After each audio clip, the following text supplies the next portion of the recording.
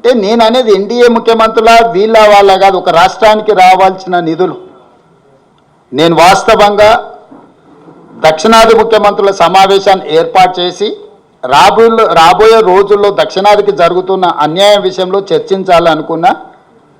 మేము తమిళనాడుకు కర్ణాటక ముఖ్యమంత్రులకు సమాచారాన్ని చేరవేసినాము.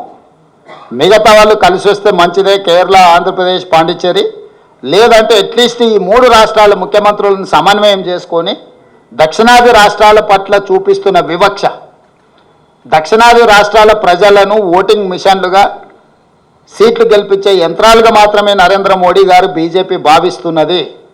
ఈ వివక్ష ఎక్కువ కాలము చెల్లదు. దీర్ఘకాలికంగా ఈ వివక్ష ఇలాగే కొనసాగితే అది ఇంకొక ఉద్యమానికి దారితీసే ప్రమాదం పొంచి ఉన్నది.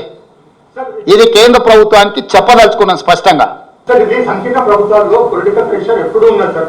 మీకు యూపీఏలో ఉన్నప్పుడు అప్పుడు లాలూ ప్రసాద్ యాదవ్ మీ మీద ఒత్తిడి తెచ్చిండు, అన్ని బీహార్ రైల్వే ప్రాజెక్ట్ అన్ని లాలూ ప్రసాద్ తీసుకోపోయిండు, ఇప్పుడు నితీష్ కుమార్ తీసుకోకూడదు. తేడా ఏంటిదంటే అప్పుడు యూపీఏ, ఇప్పుడు NDA. Good question.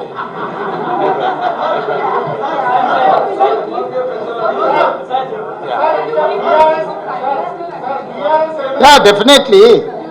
We will try our level best. We don't ignore appropriate forums. Prime Minister is the important person or responsible person to sanction budget or permissions. Definitely we will try our level best to reach our goal.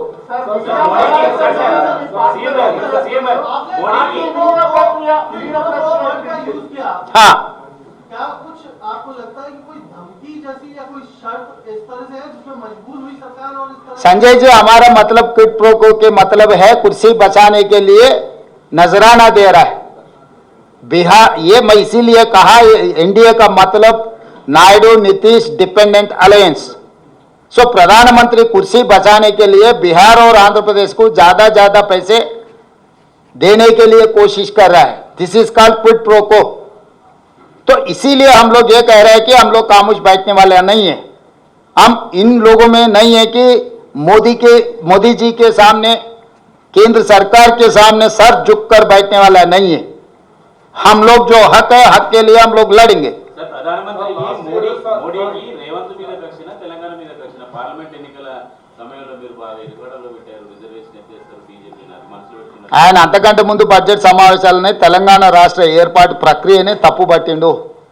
తల్లిని చంపి పిల్లని బతికిచ్చిండ్రు, తలుపులు మూసి Congress party bill pass చేసింది అన్నప్పుడే ఆయన మనసులో ఏముందో, ఆయన మనోగతం ఏందో తెలంగాణ ప్రజలకు అర్థమైంది. అయినా కూడా తెలంగాణ ప్రజలు ఏదైనా మేలు జరగకపోతుందని 8 ఎంపీలను గెలిపించిండ్రు.